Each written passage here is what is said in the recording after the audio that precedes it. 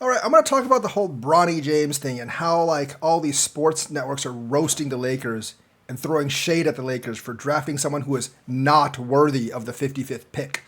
First of all, is this nepotism? Yes, absolutely, it is nepotism. Based on Bronny's accomplishments and his statistics in college, he is not worthy of a late second round pick.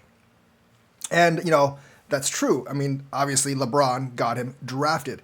Bronny did have that heart issue, and he came back from it. That's a lot of the reason why his stats were not so good in college. He didn't get a full year, he didn't get to prepare, and he was slowly integrating back in throughout the season because of his cardiac arrest. I mean, that's a big deal. So I think there's more to it than beneath. But yes, if he wasn't LeBron's son, if his last name wasn't James, he wouldn't have gotten drafted. But here's the thing. No one cares. It's the 55th pick, my friends. Oh no, we screwed up our late second round pick. Our team is totally screwed, said no GM or fan ever. I feel like the people criticizing him of all this stuff are looking at it like the Lakers paid a big price to draft Bronny to keep LeBron happy. Teams have done a lot more to keep their superstar happy, including massively overpaying them, giving them no trade clauses, and signing their brother to contracts. Example, Thanasis. And I know some of you are going to be like, but Thanasis is actually good. Stop. He's not, okay? He's one of the worst players in the league. All right, just stop.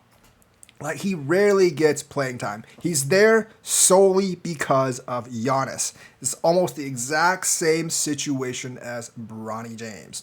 And let's actually look at the actual value of a late second round pick, 55.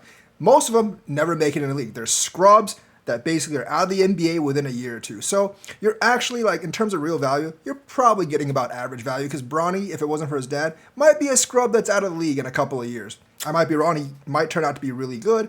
But even if he's not a very good player and he's out of the league after his dad leaves the league, you're basically getting average value. You're not losing all that much. Lakers had two picks, one at 17, one at 55. People are acting like they used the 17th pick on Bronny. If they used the 17th pick on Bronny, yes, I would have had a problem. They actually drafted someone that was quite good at number 17, and then they used the throwaway second round pick to draft Bronny James. Even if he makes the roster as the 13th guy, there have been instances of that before, of nepotism or of friends dragging their friends onto the team. Like I said, Milwaukee, but there's other examples as well.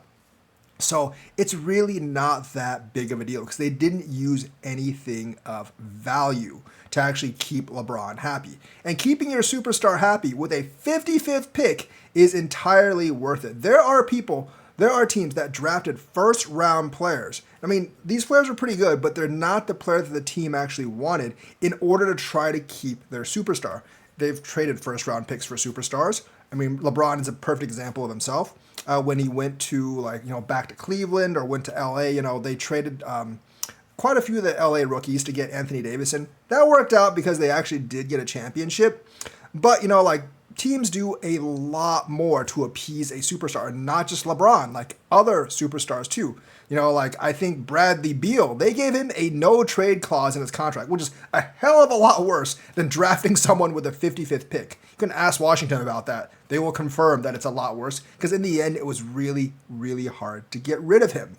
And there's been just random contracts signed all over the place to appease the best player or a superstar or even those that are just all-stars. This happens all the time. This is not the worst case of abuse. It's actually a quite mild case of it because, like I said, the 55th pick isn't really worth anything. If you're really sad that the Lakers wasted a 55th pick on Bronny James, you thought they should have drafted someone else, you know what? Just tell the Lakers GM to trade a bag of chips for another 56th pick or tell